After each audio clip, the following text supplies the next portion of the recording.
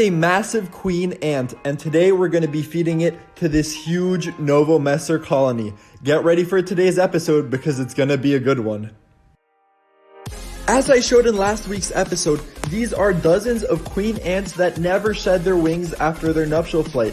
After queens fly and mate, they will usually break off their wings before they start a new colony, and if they haven't broken them off, it's generally a sign that they're not fertile.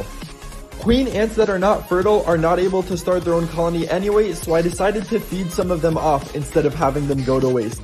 As you can see right here, I placed the queen into the Novomessor's outworld and they all started going absolutely crazy. They were all running around, swarming out of the nest because they knew that something was happening and not all of them had detected the queen just yet. By now, there were at least a dozen ants holding onto the queen and pinning her onto the floor. She fell off the little mountain she was on, and more ants kept pouring out, trying to secure her. Although you can see that the queen is nearly 5 times larger than the workers of this colony, the sheer numbers of the workers and the strategy and cooperation between them is what's letting them battle this queen effectively, and hopefully letting them get their next meal. Being a leafcutter queen, which I fed to the Novomessors, she has absolutely massive jaws which could easily slice any of the workers in half, but they seem to be smart enough to be avoiding her head. They're working on securing her legs and her wings down to the floor in such a way that she is not able to attack any of the workers of the colony. I'm always incredibly impressed when I see ants working together like this. Despite only being able to communicate through pheromones, their ability to work as a team is truly amazing. The battle continued for a little while, and eventually the Novomessor won. I came back to check on them a couple of hours later, and this is what I found. The ants had torn the queen to shreds. This was her thorax, which as you can see was separated from the rest of her body, and they cut all of her legs off. This was the only remain of her abdomen I could find. As you can see, the ants picked off every little bit of meat until there was nothing left. In nature, nothing goes to waste. Now you may be wondering, how and why do ants, which are super tiny, consume and need so much protein?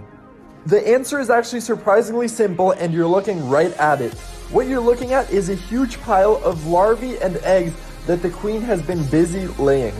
Just like how humans, when they work out, they need protein in order to repair their muscles, ants need protein in order to grow their babies.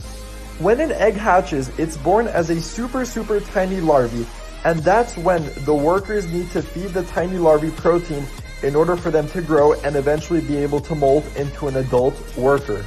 What you're looking at right here is a living staircase made out of ants.